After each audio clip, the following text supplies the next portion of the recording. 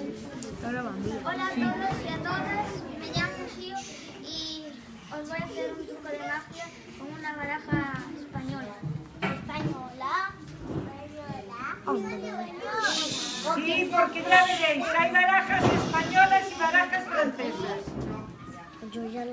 Vamos a dividir la baraja en dos partes para que no se hagan largas.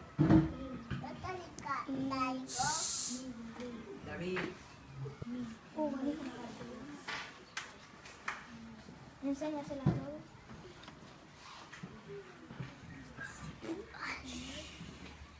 Ajá, ya vemos cuál es. A la cámara, a la cámara.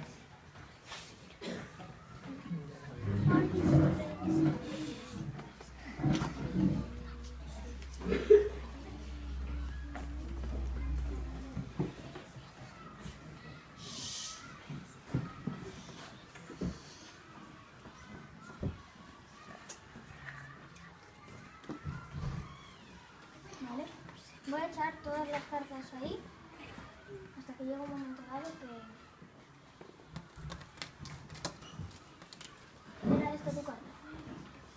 ¡Oh, un aplauso!